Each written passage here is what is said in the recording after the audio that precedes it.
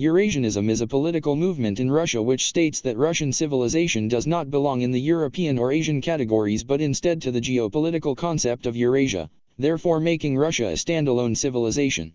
Historically, the Russian Empire was Euro-centric and generally considered a European or Western power. Drawing on historical, geographical, ethnographical, linguistic, musicological, and religious studies, the Eurasianists suggested that the lands of the Russian Empire, and then of the Soviet Union, formed a natural unity. The first Eurasianists were mostly émigrés, pacifists, and their vision of the future had features of romanticism and utopianism. The goal of the Eurasianists was the unification of the main Christian churches under the leadership of the Russian Orthodox Church. Eurasianism was never attracted to violence and war as a way to regenerate humanity. A key feature of Eurasianism is the rejection of Russian ethnic nationalism that seeks a purely Slavic state.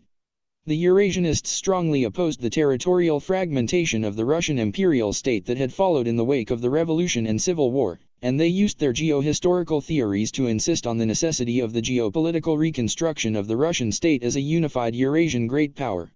Unlike many of the White Russians, the Eurasianists rejected all hope for a restoration of the monarchy. Aversion to democracy is an important characteristic of Eurasianism. Eurasianists considered idiocracy a good thing, provided that the ruling ideas were the right ones.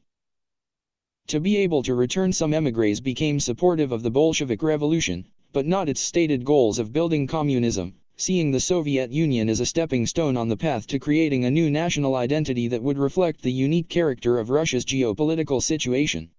The Eurasian movement saw a minor resurgence after the collapse of the Soviet Union at the end of the 20th century, and is mirrored by Turanism in Turkic and Finnic nations.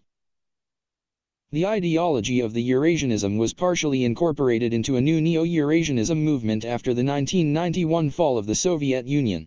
It considers Russia to be culturally closer to Asia than to Western Europe.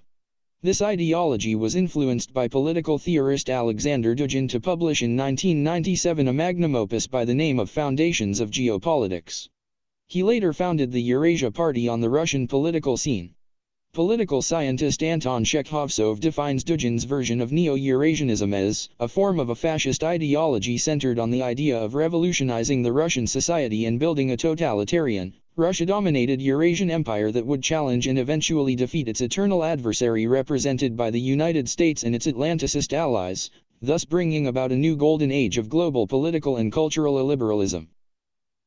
Ideologically, President of Kazakhstan Nursultan Nazarbayev's speech in March 1994 at Moscow State University became the starting point for the practical implementation of Eurasianism.